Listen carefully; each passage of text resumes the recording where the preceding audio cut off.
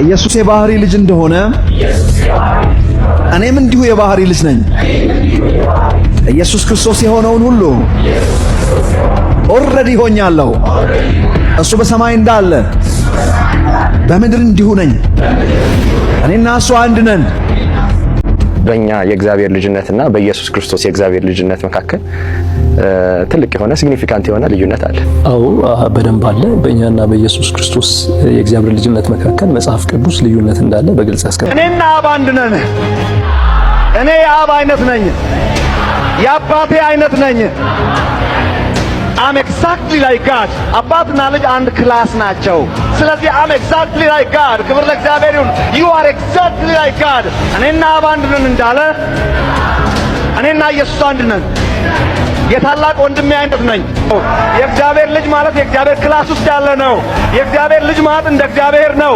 የእግዚአብሔር ልጅ ማለት እግዚአብሔር እንደሚያዝ የሚያዝ ነው። እግዚአብሔር እንደሚያውቅ የሚያውቅ ነው። እግዚአብሔር እንደሚያደርግ የሚያደርግ ነው።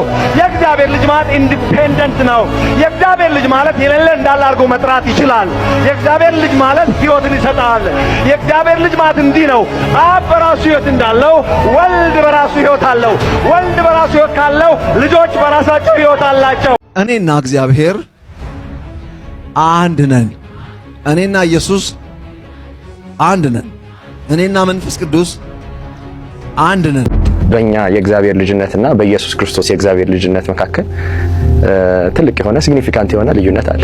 አዎ በደንብ አለ። በእኛና በኢየሱስ ክርስቶስ የእግዚአብሔር ልጅነት መካከል መጽሐፍ ቅዱስ ልዩነት እንዳለ በግልጽ ያስቀምጥልናል። ከቃሉ ብንነሳ የእግዚአብሔር ልጅ የሚለውን ቃል በማየት ብንነሳ ራሱ በመጽሐፍ ቅዱሳችን ውስጥ በብዙ ቦታዎችና ለብዙ ሰዎች አካላት ግሩፕ ኦፍ ፒፕል ተሰጥቶ እናያለን።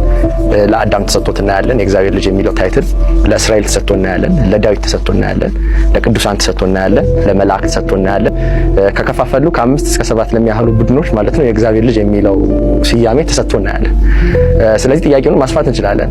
በኢየሱስ ክርስቶስ የእግዚአብሔር ልጅነትና በእነዚህ ግሩፕ ኦፍ ፒፕል መካከል ያለው የእግዚአብሔር ልጅነት ልዩነት አለው ማለት እንችላለን እና ጀስት ከኛ ጋር ብቻ። ስለዚህ የእግዚአብሔር ልጅ የሚለው ስያሜ ለብዙ ግሩፕ ኦፍ ፒፕል ለብዙ አካላት ተሰጥቶ እናያለን። መጽሐፍ ቅዱስ የሚሰጠን ልዩነት ደግሞ ከኢየሱስ ጋር ክርስቶስ ጋር በተያያዘ የእግዚአብሔር ልጅ መጠሪያ የሚለው መጠሪያ እንዴት እንደዋለ ይነግረናል መጽሐፍ ቅዱስ።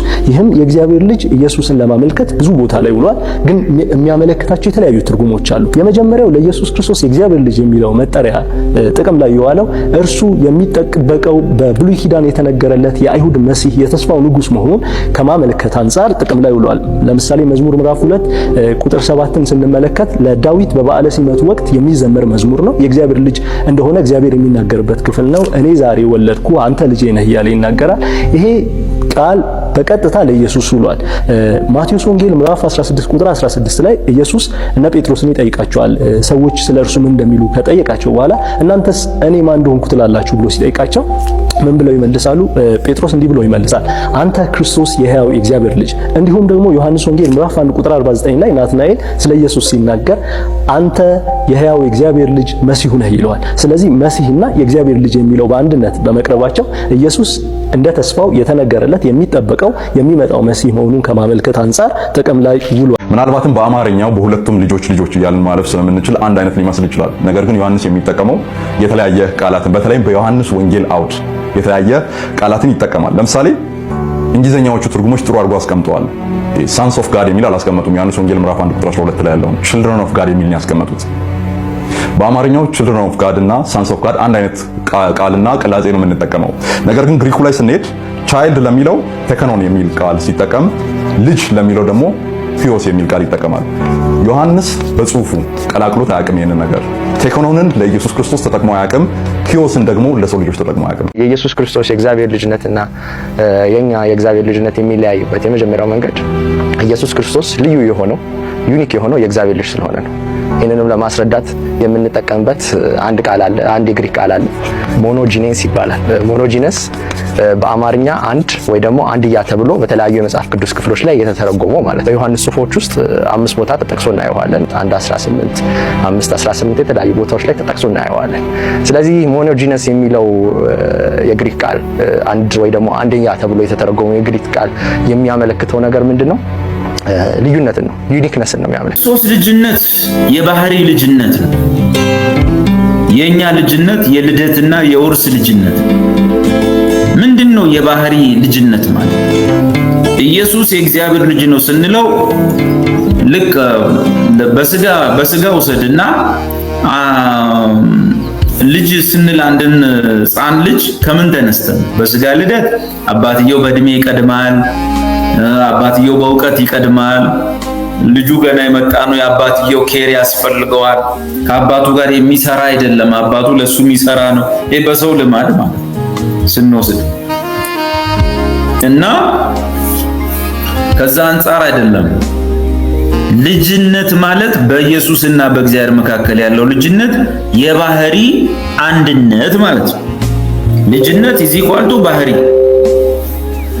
እኛ ራሱ ልጅነት ስንሆን እኮ ከመለኮት ባህሪ በተስፋ ቃል እንድንካፈል ነው። ኢየሱስ ክርስቶስ ግን የባህሪ ልጁ ነው። ምን ማለት ነው? አምላካዊ ባህሪያት የምንላቸዋል። ለምሳሌ ኢየሱስ እንዲህ አለ አይደል? እኔና አብ አንድ ነን አላለም? እኔና አብ አንድ ነን የሚለውን የተለያየ እንግሊዘኛ ቀለል ያለ ቨርሽን ፈልጉና ነው። ምንድነው የሚለው? ኢኒሰንስስ በባህሪያቶቻችን አንድ ነን ነው። እኔና አብ አንድ ነን ማለት አንድ ሰሞኑን ጴንጤዎችም እንደዛ ሲጽፉ ነበር። እኔና አብ አንድ ነኝ እያሉ ነው። እኔና አብ አንድ ነን የሚለው በዲቫይን ኢሰንስስ በአምላካዊ ባህሪያት ማለት ነው። አንዳንድ ቆንጆ እንግሊዘኛዎች እንደውም ያንን አብራርተው ነው የጻፉት። በዲቫይን ኢሰንስ እኔና አብ አንድ ነን። ምንድነው ዲቫይን ኢሰንስ? ወይንም አምላካዊ ባህሪያት የመለኮት ባህሪያት ምንድናቸው? የመለኮት ባህሪያት ማለት አምላክ ብቻ ገንዘቡ የሆነለት፣ አምላክ ብቻ ገንዘቡ የሆነ መላእክት የሌላቸው፣ የሰው ልጅ የሌለው፣ ፍጥረት የሚባል ነገር የሌለው አምላክ ብቻ ያለው የአምላክ የራሱ የሆኑ መገለጫ ባህሪያቶቹ። መላእክትም የላቸውም፣ የሰው ልጅም የለውም እነሱ። ለምሳሌ ፈጣሪነት፣ መላእክት ይሄ ባህሪ የላቸውም፣ ሰውም የለውም። በሁሉ ቦታ መኖር መላእክትም ሰውም አይችሉም፣ እግዚአብሔር ግን አለ። ሁሉን ማወቅ፣ ሁሉን ማድረግ መቻል ወዘተ፣ እነዚህ አምላክ ባህሪያት ይባላል። ስለዚህ በስጋ ያየነው ኢየሱስ የእግዚአብሔር ልጅ ነው ስንል ልክ አንድ ሕፃን ልጅ ከወላጆቹ የሚካፈለው የህይወት ስርዓት አለ፣ ህይወት አለ።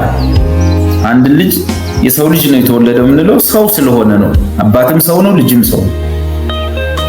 በኢየሱስና በአብ መካከልም የባህሪ አንድነት ነው ያለው።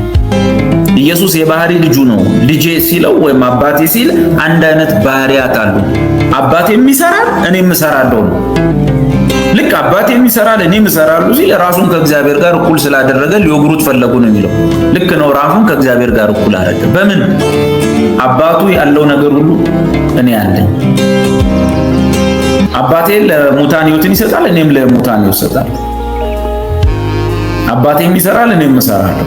ስለዚህ የኢየሱስ ክርስቶስና የእግዚአብሔር ልጅነትና አባትነት የማይታየው ባህሪው፣ የእግዚአብሔር የማይታየው ባህሪው በሚታይ ሁኔታ ተገለጠ። ስለዚህ የባህሪ ተመሳሳይነት፣ የባህሪ ልጅነት፣ የባህሪ ልጅ ነው ኢየሱስ። እኛ ግን የልደት ነው። የልደት ማለት ለተቀበሉት ሁሉ ግን በስሙ ለሚያምኑት ለነሱ የእግዚአብሔር ልጆች ሆኑ ዘንድ ስልጣን ሰጣቸው። እነሱም ከእግዚአብሔር ተወለዱ እንጂ። ስለዚህ በተስፋ ቃል ከመለኮት ባህሪ ተካፋይ እንድትሆኑ አለ ጴጥሮስ። እና እኛም እንኳን ማለት ነው በተስፋ ቃል የባህሪ። ስለዚህ እግዚአብሔር ቅዱስነቱን አካፈለን፣ ጽድቁን ቆጠረልን። አንዳንድ ነገሮቹ የኛ ሳይሆኑ ተቆጠሩልን። ለኢየሱስ ግን አይቆጠርለትም። የባህሪ ልጁ አንድ አይነት ናቸው። እኔና አብ አንድ ነን እንዳለ፣ ለኛ ግን አንዳንድ ነገሮች እየተቆጠሩ። ከዛ ከሁሉ በላይ ልጅነትን ልጅ ያሰኘው የኛ ከውርስ አንፃር የእግዚአብሔር ወራሾች ነን ከክርስቶስ ጋር።